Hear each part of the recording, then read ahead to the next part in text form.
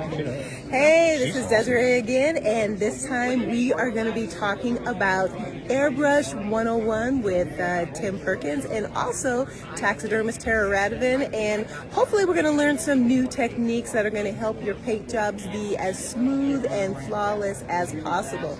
So with that, Tim, Tara, say hello and talk to us about what we're going to learn today. Hey there.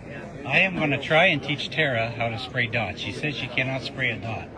So this is just a cheap neon Iwata neon airbrush, roughly $60 airbrush with a .03 needle. And we're going to be using these wicked color paints. They've been thinned down with 4012. I think we got some here. Right here. 4012 thinner, roughly 50-50. Okay?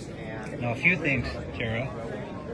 Wrap the cord around your arm like this. This takes all that pressure off your arm. It makes it much easier to control your airbrush. Hold it with two hands, similar to this. Okay? And this is where everybody messes up airbrushing. Okay? Everybody does this. They're just pushing their dot down, or pushing their, I don't know if you can see this on the camera, like this, and they're releasing. Okay, what you do, every time you do that, you leave a little paint on the needle here. So after 3-4 spots, one of two things happens. Either you got so much paint dried on your needle, it won't spray anymore, or all that dried paint all of a sudden comes loose and you get this big spider web on your fish, okay? The way you can avoid that, and this is how all airbrush artists I know work, is you push the needle down and hold it down so you have constant air going across your needle. And it's paint on, paint off, paint on, paint off. But by having that pressure going across, you're blowing that extra paint that would dry off. So your needle will stay much cleaner, okay? So we just come in like this and get comfy with two hands and just spots till the cows come home. Just like that, nothing to it.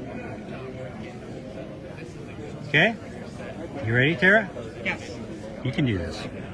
Okay, wrap it around your arm.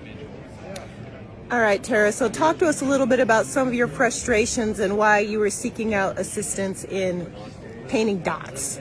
My dots are normally either small, big, or I can do 3 or 4 at a time and then I splatter paint all over the fish or whatever I'm working on. I usually end up with a big mess and I'm constantly cleaning off the needle and I have globs of paint in a mess. All right. So this I'm looking forward to. Do you want me to go on the fish? You do wherever you want, it doesn't matter, but get two hands, get comfy like this with two hands and get a brace. And lean on is good. And then hold your air down and it's paint on, paint off. Just keep the air pressure going all the time. Which is just amazing that the needle stays clean. It's not so hard. You're doing good already. But no, and you can do this for... Yeah, now if you get in a little tighter, you'll be able to get a tighter dot. Look at that. You're a pro. Nothing to it, huh? How's that? Better? A lot of practice, a whole lot better. Well, you've only been doing it for about 30 seconds, girl. You're doing great. Look at that. I'm trying to, and you have to break the old habit of pulling off. Break the old, you will. Just keep working on it, you will.